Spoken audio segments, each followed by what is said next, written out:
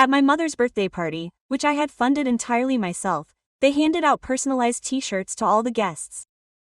The one I got had printed on it, "The biggest shame in this family." I didn't say a word, just smiled coldly. I pulled out a thick envelope full of documents, calmly tore it in half, and walked out without looking back. Barely an hour later, they realized what I had just destroyed and my phone started to blow up with their calls. My whole life, I had been the invisible one. My sister Trisha was the perfect daughter, cheerleader, prom queen, married at 25 to a doctor. My brother Kevin never did anything wrong in my parents' eyes. I was always the one in the way. When I was 10, I won the school science fair. My mother barely glanced at the trophy and blurted out, "Don't get too carried away, Fiona." When Trisha turned 16, they gave her a new car. I got a 2-hour lecture on responsibility. Kevin was given designer sneakers every season. I inherited his broken ones, so I worked like crazy. I built myself up. By 30, my company, Coastal Events, was making $20 million a year. I organized celebrity weddings, corporate galas, and magazine cover festivals, but for my family, my bank account was all there was. I paid for my mother's knee surgery, $80,000. Trisha's kids' braces, Kevin's car repairs, and his mortgage arrears. $90,000 in installments alone. There was never a thank you. They never asked where all that money came from. "Fona's just lucky," Trisha would shrug. Organizing my mother's 60th birthday was my last-ditch effort to get even a shred of affection. I rented a historic mansion on the coast. I hired a live jazz quartet. A 5-course dinner prepared by a Michelin-starred chef. 100 select guests, everything impeccable. But I had prepared something bigger. Legal documents transferring 2,000 shares of my company's stock into my parents' names and $50,000 in college funds for each of Trisha's children. The celebration was going perfectly until Trisha stood up with a box full of t-shirts. Mom got the best mom in the world. Dad got the king of the house. Kevin got the favorite son. She tossed mine at the end with a cruel smile. "Come on, Fiona, open yours." Giant black letters. "This family's biggest embarrassment." The entire room erupted in laughter. My mother laughed until her eyes watered. My father let out a deep laugh. Kevin grinned from ear to ear. Even Aunt Joyce clapped like it was the joke of the century. Quote, "Relax, woman, I'm kidding," Trisha said. Years of contempt turned to glass in that second. I folded the shirt carefully, reached into my purse, and pulled out the folder. Frozen smiles, contracts, stock transfers, college funds. All color drained from Trisha's face. Without a word, I tore the folder in half. Then again, and again. The sound of paper ripping filled the room like thunder. Dead silence. My mother gasped. My father's jaw clenched. Kevin shot up in his chair. "What the hell are you doing?" Trisha's voice shook. I kept tearing until only pieces were left like confetti at my feet. "They say I'm an embarrassment. Perfect. Let's see how they do now without this embarrassment." I dropped the pieces, turned, and walked out. The mansion doors slammed shut behind me. In less than 60 minutes, my phone exploded. The pieces had already been pieced together. $2 million in college funds. The cool night air hit my face as my heels clicked against the gravel driveway. I heard the door slam open behind me. Fiona, wait." My mother's high, desperate voice. I didn't stop. "Stop it now." I unlocked my Mercedes. I got behind the wheel. In the rearview mirror, I saw my mother running in her prom dress. Trisha following, her phone in her hand. Kevin staggering, probably drunk. I started the engine. My mother knocked on the window. "Open this door. We need to talk." I rolled the window down a few inches. "There's nothing to talk about." "What were those papers, Fiona?" "It doesn't matter anymore, Fiona." "Michelle Carter, I command you to explain this to me right now." I looked her in the eye, always demanding, never asking. I rolled the window up and accelerated. In the rearview mirror, she stood in the middle of the road, mouth open as Trisha screamed something I didn't want to hear anymore. I arrived at my downtown penthouse, 3 bedrooms, 42nd floor, full view of the bay. I bought it in cash 2 years ago. None of my family knew where I lived. I always told them I was renting a small apartment. I took off my heels and threw them across the living room. The t-shirt, "This family's biggest embarrassment," ended up on the floor like trash. The phone wouldn't stop ringing. Mom rejected. Dad rejected. Trisha, Kevin, Aunt Joyce, Cousin Sandra, all rejected. The messages were pouring in. "Mom, call me right now. Mom, this is ridiculous. Mom, if you don't answer in 5 minutes, I'm coming over." Trisha, Fiona. "Trisha, Mom says you broke something important." Kevin, answer. "I need to talk to you urgently." I silenced my phone and poured myself a glass of 2015 Chateau Margaux. I sat on the terrace looking out at the city lights. Anonymous people going about their lives without humiliating me. At 11 at night the doorman rang. Automatic. Security camera. Trisha, puffy eyes, smudged makeup, banged on the door for 10 minutes. I know you're in there, Fiona. She gave up and walked away, wiping her face angrily. An unfamiliar number rang. The third time I answered. Miss Carter, James Morrison, your family's lawyer, has already sent the shyster. I have nothing to discuss with you. Your family is very upset. Apparently you destroyed important documents tonight. They were my documents. I can destroy anything I want. I understand. But if they involve transfers of capital or stock, there are legal implications. They were never signed or notarized. They no longer exist. Good night. Quote. I hung up. 10 seconds later my mother called. This time I answered. You already sent your lawyer to threaten me. It's not a threat, my dear. I'm trying to figure out what happened. What part don't you understand? They gave me a t-shirt that says I'm the shame of the family. I destroyed some papers. I left. What did those papers say? It doesn't matter now. Your husband put the pieces back together. You read about the $2 million in the college funds, right? Silence. You were going to give us money. You were going to. And for a stupid joke you threw it all away. Stupid joke. That sums up 32 years of my life, Mom. The biggest embarrassment to this family. That's what I am to you. It's not true. Tell me one time you've ever said, I'm proud of you. Silence. Tell me one time you came to a gala I was hosting, an awards show where I was the star. More silence. It never happened, but I do remember every game Kevin played, every act Trisha made, every accomplishment of theirs that you celebrated while mine went unnoticed. You were always so independent, Fiona. You didn't need. What? Love, recognition, a simple well done. You're overreacting and you're predictable. You're calling because I destroyed money. Not because you destroyed your daughter. I hung up. I blocked Mom, Dad, Trisha, Kevin. Silence. Finally, I finished the bottle and went to sleep. The next morning, 14 voicemails. I listened to them while I drank my coffee. Mom 2347. Let's talk like adults. You can't be mad forever. Dad 0015. Your mother is devastated. Kevin calls. 0130. Fiona, seriously, I'm having trouble with my mortgage. If those papers were what I thought they were, I need that money. Trisha 0200. The shirt was Mom's idea. I just went along with it. If you were going to give us money, we'd just forget about it. I deleted everything. I went to the office. Coastal Events occupies an entire floor of the most expensive building in the financial district. My assistant Miranda was already there. Good morning. You have 3 meetings. The first one is in a half hour with Mr. Chen. Chen, I don't remember any appointments with a Chen. Chen International Holdings called personally yesterday. He said he was impressed with the children's hospital benefit last month. He wants to discuss a business proposition with you, specifically, Chen International Holdings, luxury hotels, real estate, entertainment, billions in assets. Quote, get the meeting room ready, I said. Half an hour later, a stylish man in his 50s walked in with 2 assistants, stood up, shook my hand, and smiled. Miss Carter, I believe we can do great things together. A man in his mid-40s entered my office. Crisp black suit, Pat Phillip watch on his wrist. A presence that filled the room without needing to raise his voice. Miss Carter, Marcus Chen said, extending his hand. His grip was firm but not intimidating. Mr. Chen, how may I help you? On the contrary, I am the one who wants to help you. He sat down uninvited with absolute confidence. I was at the hospital's benefit last month. As an anonymous guest, I watched as you controlled every detail, as you fixed the live catering disaster without anyone being the wiser, as you convinced the mayor to double his donation with a single speech. Thank you, that's my profession. Your profession is art, and art has a price. He leaned toward me. I want to buy your company. I blinked. Excuse me, Coastal Events. I want to acquire it, or rather merge it with my luxury hospitality division. Chen Hotels is expanding its brand into premium corporate events and we need someone exactly like you. I'm not for sale. Everyone has a price. You just have to find them. He pulled a folded piece of paper from his inside jacket pocket and slid it across the table. This is my opening offer. I opened it. $45 million. I stared at the figures. That's a very generous proposal, I said calmly. It's fair. On the books your company is worth $20 million but your reputation is worth twice that. I'm paying you for both and if I accept, what happens to me? You become the global director of corporate events for the entire Chen brand.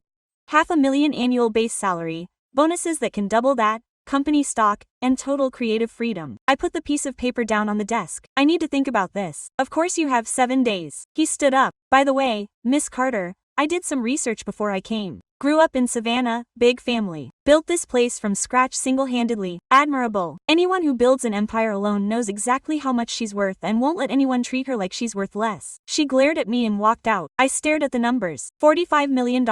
My phone vibrated. A text from a number I hadn't blocked yet. Aunt Joyce Fiona. Your mother told me about last night. I know you're upset, But family is family. You can't sever ties over something stupid. I looked at the text, then at the offer. I dialed Marcus Chen's number. Mr. Chen, Fiona Carter. Do you have a decision yet, Miss Carter? Almost. Just one question. If I accept, when can we close? As soon as the lawyers review the documents. 2 weeks tops. Perfect. So my answer is yes. Silence. Surprise on the other end. She's absolutely certain. She doesn't want to negotiate. The offer is fair. I accept. Great. I'll send you the contracts this afternoon. I hung up. Miranda came in with coffee. All good. Yes. I just sold the company. The cup fell from her hands. Coffee spilled on the floor. How peaceful. The entire team is keeping their jobs with better conditions. It's actually a merger, not a liquidation. And why are you doing this? I looked out the window at the bay. Because I have more important matters to attend to. 2 days later, I was meeting with the legal team from Chen International when Miranda threw open the door. Fiona, I'm so sorry. Trisha pushed past her and went in. My mother followed. Kevin brought up the rear. The three of them burst into the conference room as if it were their own. You may know what you're doing here. I stood up. We came to talk to you, my mother said. Since you're not answering the calls,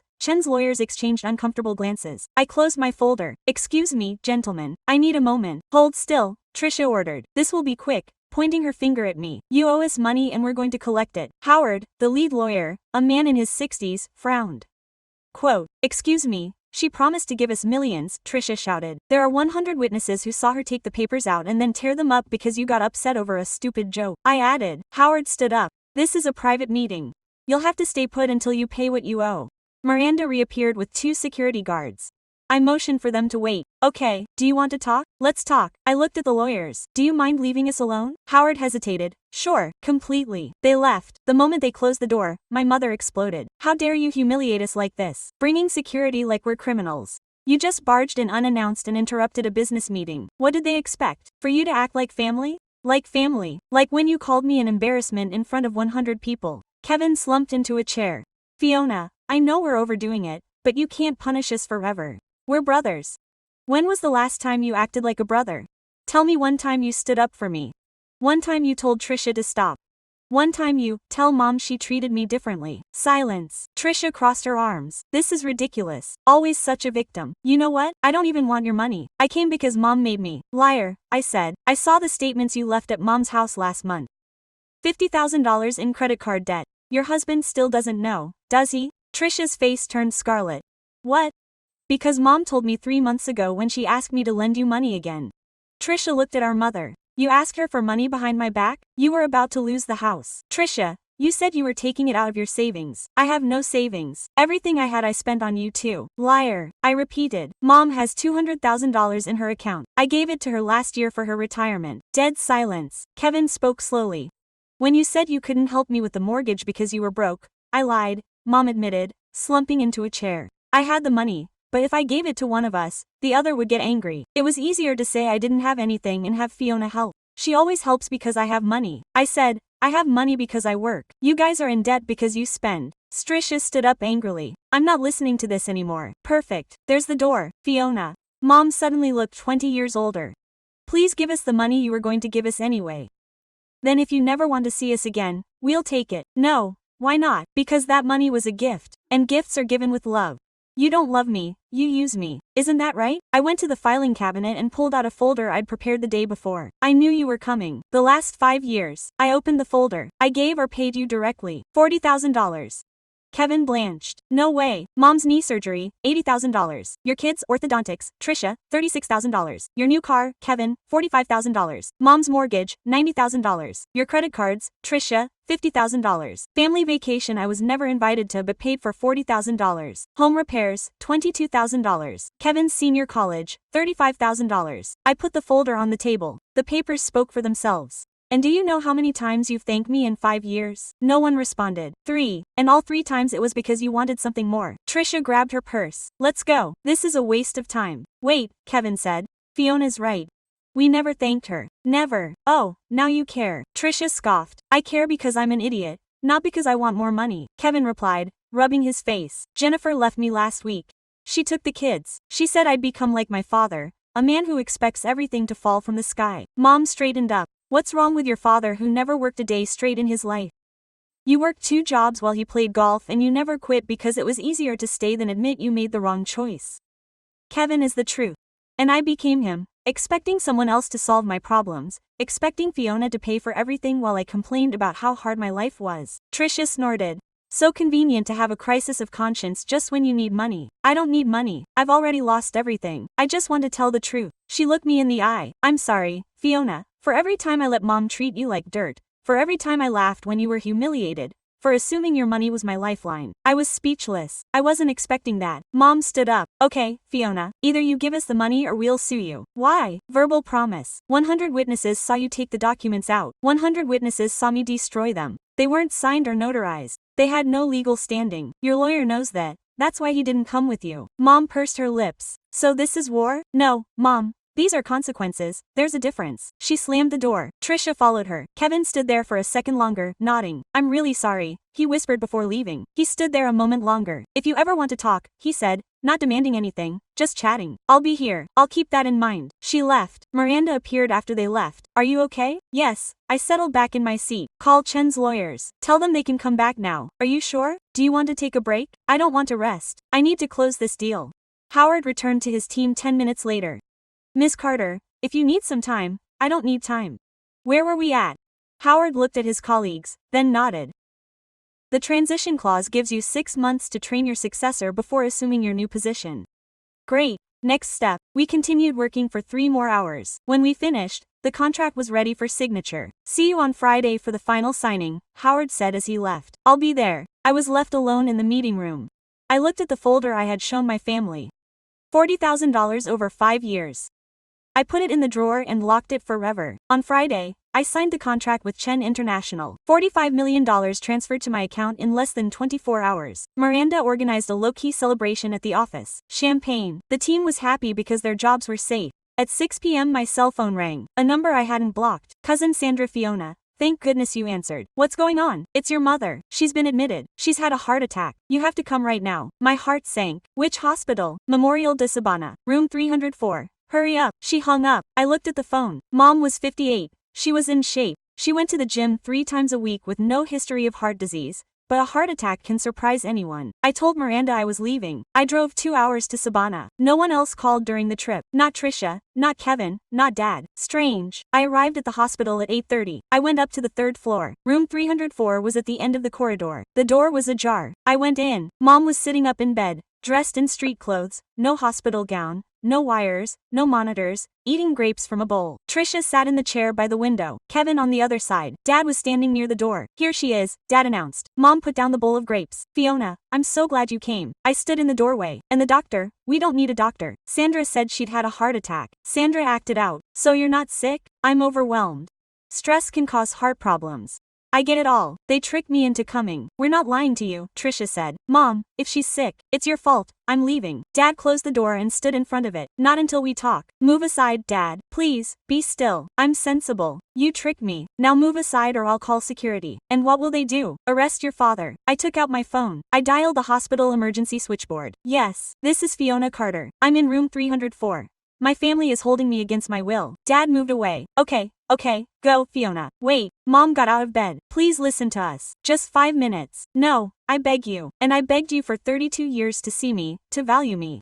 You never did. Now it's my turn not to listen. I left the room. In the hallway I bumped into cousin Sandra. She had a guilty look on her face. Fiona, I was tricked. Mom asked me to call you. She said it was urgent, that she needed you. And didn't it occur to you to check if she was really sick? I thought she was. You didn't think. You obeyed as always. I left her behind. Behind me I heard Mom leave. Fiona, Michelle Carter, don't you dare leave. I kept walking. If you go through that door, you will never be welcome in this family again. I stopped, turned around. The entire hallway was watching us. Patients, nurses, visitors. Welcome. I repeated out loud. I was never welcome. I was tolerated. There is a difference. Aunt Joyce came out of another room. What's going on here? Nothing. Mom said. Fiona is putting on a show. No. Mom is putting on a show. She faked a heart attack to manipulate me into coming. Aunt Joyce looked at Mom. That's right. I didn't fake anything. I did feel bad. Then why aren't you wearing a robe? Why are you eating grapes like you're having a picnic? Mom opened her mouth and said nothing. More family began to arrive. Uncle Robert, cousin Andrea, Uncle Mike. They had all come for the so-called emergency. Someone explain to me what's going on, Uncle Robert demanded. I'll explain, I said. Mom, Trisha, and Kevin humiliated me at the birthday party. When I protested, they left me out. Now they want my money. Since I won't give it to them,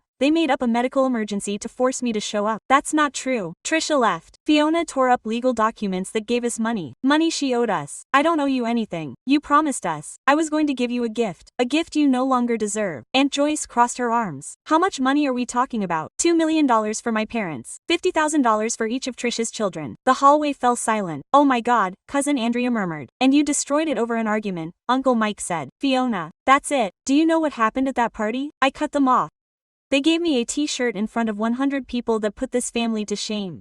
Everybody laughed. Mom laughed. Dad laughed. No one stood up for me. It was a joke, Kevin said from the doorway. A joke. Calling me an embarrassment is a joke. You are exaggerating. You haven't paid a single bill in 5 years without my help. My voice echoed through the hallway. $40,000 I've given you and all I get is humiliation in return. Aunt Joyce turned to Mom. That's true. Fiona has given you so much money. Mom didn't answer. Answer, Uncle Robert insisted. Fiona has money, Mom said at last. Family helps each other out. Family helps each other. Quote, I kept saying, when did you guys help me? When I started my company, who lent me money?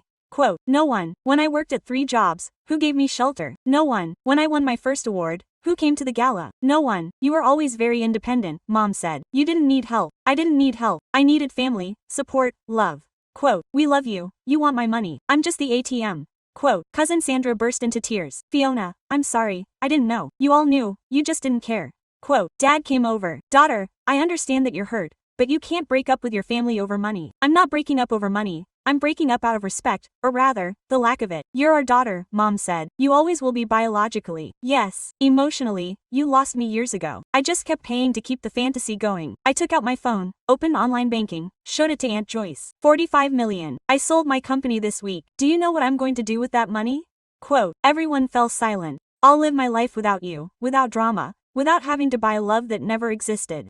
Fiona Kevin stepped in. I'm truly sorry. But don't punish the whole family for what happened to us. I'm not punishing you. I'm freeing you. Now you can live without depending on me. Wasn't that what I always wanted? Quote, did you want to? No one answered. That's what I thought. I put the phone away. Goodbye. This time, no one stopped me. I walked down the hallway. I took the elevator down. I left the hospital. My phone vibrated in the parking lot. Message from Marcus Chen. Marcus, meeting on Monday to discuss his first project. That suits him. Me. Perfect. Marcus. By the way, congratulations on breaking free. Me. Sorry, Marcus. My assistant told me about the scene in his office with his family. Sometimes the best business is the one that keeps you away from toxic relationships. Me. You're right, Marcus. See you on Monday. Bring ideas, big ideas. I smiled. I got in the car and drove back to my apartment. For the first time in 32 years, I felt light. On Monday, I arrived at the Chen International offices at 9 a.m. sharp. The building was 20 stories in the financial heart of the city, glass and steel, modern, imposing. The receptionist escorted me to the 18th floor. Marcus's office had a full view of the bay,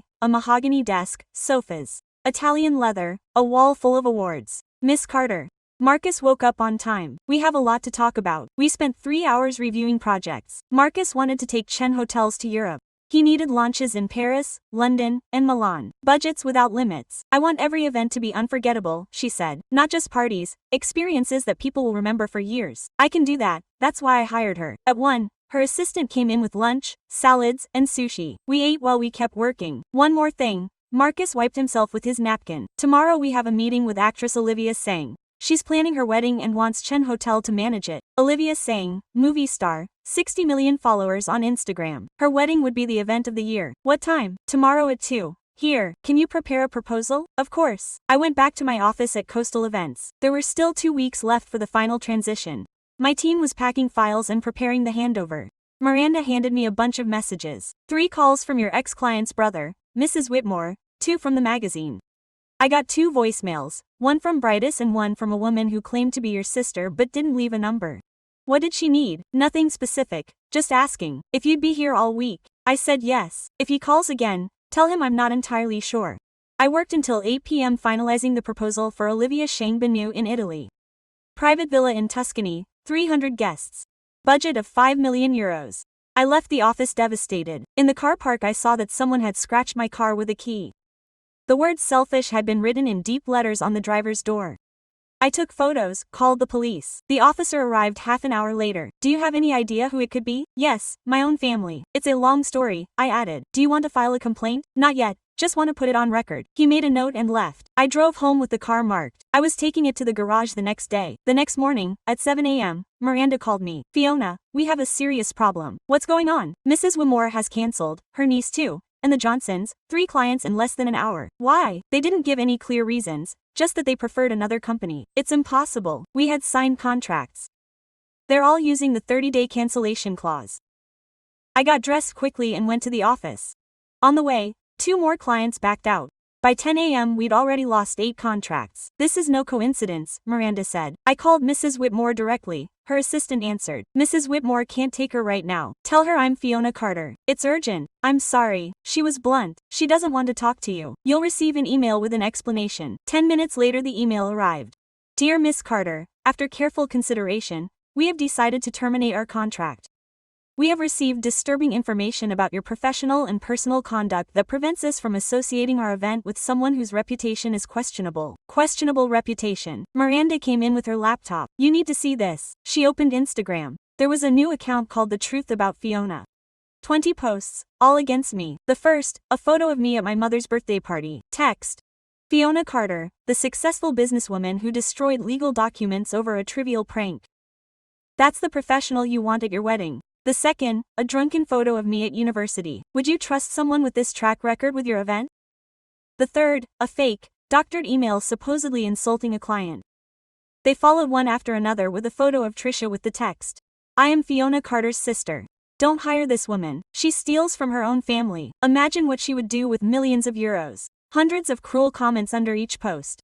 Who is behind it? Miranda asked. My sister. The account was created 2 days ago. Just after the incident at the hospital, I called my lawyer Richard Moss, who specializes in defamation. Richard, I need to act today. I told him everything. I can get an injunction in 2 hours. For the full lawsuit, it will take more time. Do it as quickly as possible. Money is no object. 2 hours later, done. Instagram is deleting the account and I have sent cease and desist letters to your sister. If she continues, we will sue her for defamation and economic damages. How much can we claim? With 8 lost contracts, easy $2 million, plus punitive damages. Go ahead at 3. Marcus Chen called. Ms. Carter, I spoke to Olivia Shang Ben. Explained to her about the fake accounts and defamation. Does she want to see you tomorrow? Her team checked everything. It was a lie. She hates defamers. Plus, she will release a statement supporting you. 60 million followers. Her word carries more weight than any anonymous profile. I didn't believe it. Thank you, Marcus. Don't thank me. It's business. You're good. I'm not going to let your toxic family ruin your career. A moment later Miranda showed up with a bottle of champagne. They deleted the account and look, she showed me her phone. Post by Olivia Shang Benu.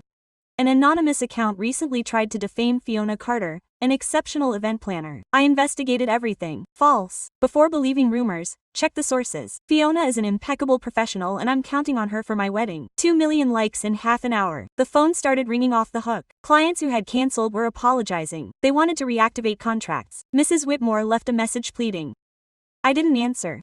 At 5 a.m. I got a message from an unknown number. Fiona, it's Trisha. We need to talk. This is getting out of hand. I deleted it. 5 minutes later, another one from Kevin. Trisha is crying. She says you're going to sue her. Please, she's your sister, I answered. She should have thought about it before trying to bring me down. Now she's taking the consequences. She didn't answer. The next morning I met Olivia Shang Benu. We signed for 8 million for the wedding in Tuscany. My commission, 1 million for Chen International and a 200,000 personal bonus. She hugged me when we said goodbye. Thank you for not giving in to lies.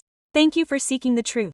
The truth always wins out in the end. 2 days later Richard called. Trisha didn't answer Ceci's letter. Let's proceed with the lawsuit. $2 million for defamation, $3 million for future losses. Perfect. By the way, your brother Kevin called me, wants to talk to you. He says it's urgent. They're going to lose their house. I have nothing to say to him. Do you understand? A week later, while I was reviewing proposals at home, the doorman called. Miss Carter, there are 2 men downstairs. They say they're your father and brother. Don't let them come up. They insist. They say they're homeless. I sighed. Give them 5 minutes. I'll go downstairs. I put on jeans and a sweatshirt and went downstairs to the hall. Dad had dark circles under his eyes. Kevin looked like he hadn't slept in weeks. What do you want, daughter? Dad took a step. We need help. I haven't finished listening and the answer is already no. Fiona, I lost the house. Kevin said. The bank foreclosed on it 3 days ago. Jennifer won't let me see the kids until I have a stable place. I live in the car, so she's looking for work. Really, I have 2 jobs, but it can't pay for rent and debts. And Dad looked at the floor. I sold mine too. We were thinking of buying something together,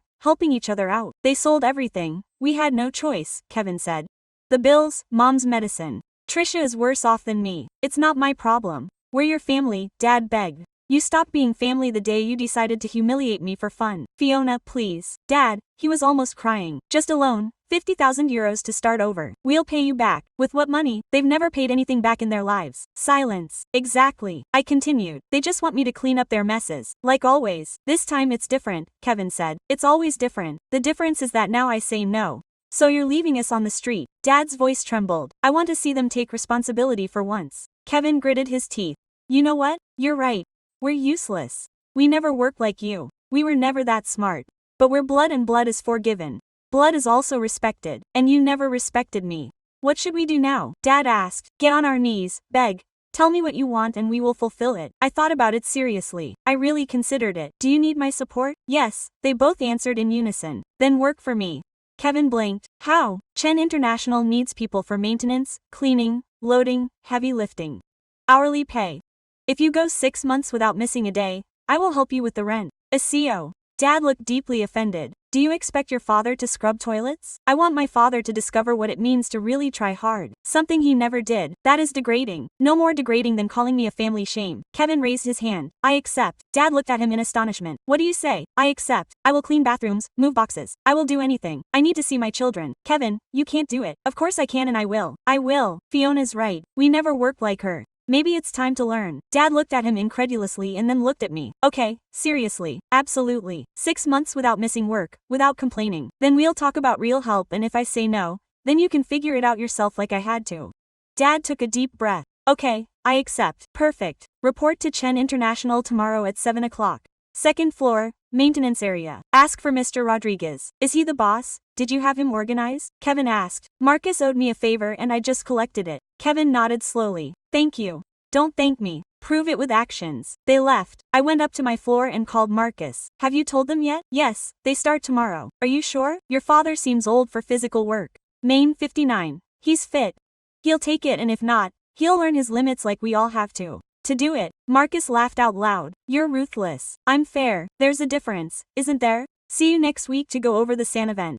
I'll be there. The next day, Miranda called me early. Fiona, your brother is in the lobby of Chen International asking for you. Tell him I'm busy. I already told him. He insists on thanking you personally. Tell him to write to me. Okay. 10 minutes later, her message came through. I started today. Mr. Rodriguez assigned me to the 5th floor bathrooms. I've never cleaned one that wasn't my own. It's a lot harder than I imagined. But I'm doing it. Thank you for giving me this opportunity. I won't let you down. I didn't answer. A week later, Mr. Rodriguez called. Miss Carter, I wanted to catch you up with your family. How are they doing? Your brother Kevin is an exemplary person. He comes in early, stays late, no complaints. His coworkers respect him. His father has it harder. He tires quickly, but he doesn't give up. Yesterday, a coworker found him sitting on the bathroom floor, exhausted. They offered to help him and he said no. He had to finish and he finished it, although it took him twice as long. Well done, Miss Carter. I don't know what happened between you two, but you're really trying. I thought you'd like to know. Thank you, Mr. Rodriguez. A month later, another message came from Kevin. I cashed my first check, $600 after taxes. It's the first money I've ever made without asking anyone. I'm proud. I know it sounds stupid, but it's true. This time I replied, it doesn't sound stupid. 2 months later, Marcus invited me to lunch. Your father and brother are model employees. Rodriguez wants to promote Kevin to housekeeping supervisor with a raise. What does Kevin think? He'll only accept it if you agree and your father gets a raise too. He says they're working as a team now and he's proud of Kevin. I overheard him say to another employee, that's my son. He's learning to be a real man. Something tightened in my chest. Miss Carter, how much longer do you plan on keeping them there? We agreed on 6 months, 4 left. Then we'll see if the change is real or just an act. Marcus nodded. Smart move. That night, Dad called me. First time in 2 months. Hi, Fiona. I'm your father. I know. I wanted to tell you something. Working here has been humiliating, painful, exhausting, and unnecessary. I never understood how hard it was for you. I never appreciated what you accomplished on your own. I understand now, and I'm sorry. I fell silent. I don't expect your forgiveness, he continued. I just wanted you to know that I finally see it clearly. Kevin and I are going to continue beyond the 6 months. We like it. It's honest work. I'm glad to hear it. I love you, daughter. I couldn't speak. There was a lump in my throat. You don't have to say it, Dad said. I just wanted you to know. He hung up. I stared at the phone for a long time. Maybe people really could change. Maybe. A year later, I was standing in front of the mirror in my suite at the Four Seasons in Milan. The wedding dress was Valentino, white lace with pearls. It cost $10,000. Miranda adjusted the veil. You look perfect. Everything is ready. 300 guests. Entire villa booked. Olivia San landed an hour ago. Olivia had become a close friend. After her wedding in Tuscany, she recommended 5 more celebrities to me. Every event made headlines and Marcus was waiting at the altar, more nervous than I had ever seen him. I smiled. Marcus Chen proposed to me 6 months ago in Paris at the grand opening of the Chen Hotel in front of 500 people. He got down on one knee with a 5-carat ring and said, "Fiona Carter, make me the happiest man alive." I said, yes. The wedding was organized in record time. I designed every detail myself. The most exclusive villa in Italy. 3-star Michelin chef. 50-piece orchestra. Flowers flown in from Japan. Budget. Marcus insisted on paying for everything. Quote, "It's our day, let's not scrimp." There was a knock at the door. Miranda answered. It was Dad in a new tuxedo. He looked different. Thinner, stronger. 11 months at Chen International had transformed him. He no longer cleaned. Marcus had promoted him to head of maintenance for the main building. $6,000 a year. Baby, his voice cracked. You look beautiful. Thank you, Dad. He walked over slowly. May I walk you down the aisle? I know I don't deserve it, but if you'll do me the honor. Yes, of course I will. His eyes filled with tears. He hugged me, careful not to wrinkle my dress. Thank you. Thank you for giving me another chance. Don't waste it. I won't. I swear. Miranda led us to the entrance. The glass doors opened onto the gardens. Outside, 300 people were waiting. Many of them he recognized. Olivia Shank in the front row, actors, businessmen, politicians. Kevin and Jennifer were there too. They had gotten back together 4 months ago. Kevin had been there for 6 months without fail. He was now operations manager, $80,000 a year. Jennifer saw the change and gave her another chance. Mom was in the 3rd row, alone. She had aged a lot. After the lawsuit against Trisha, we didn't talk for 8 months. 3 months ago she called me. "Fiona, I need to apologize not just for what happened recently,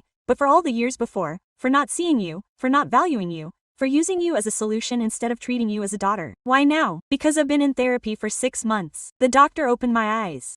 We raised Trisha and Kevin like princes and you as a maid. It was never fair. I don't expect you to forgive me. I just wanted you to know. I invited her to the wedding as a guest. That's all. Trisha wasn't invited. She lost the lawsuit. The judge ordered her to pay $2 million. Since she didn't have any, they would garnish her wages for years. Her husband left her. She lost full custody of the children. Now she lived in a small apartment serving clients on the phone. 2 weeks ago she sent me a letter. "Fiona, I know I don't deserve anything. I just want you to know I'm sorry for everything. I ruined my life because of jealousy, because I didn't accept that you were always better than me. I hope you're happy. You deserve it." I didn't answer, but I didn't throw it away either. The music started. Mendelssohn, Wedding March. Dad offered me his arm. Ready, ready. We walked down the aisle of white petals. Everyone standing at the back. Marcus, black Italian suit. Big smile, bright eyes. When we arrived, Dad put my hand in Marcus's. "Take care of her," he told him. "She's the best thing we had and we didn't know how to appreciate her." "I will," Marcus promised. Dad kissed my forehead and took his seat. The officiant was brief, simple, without drama. "Marcus Chen,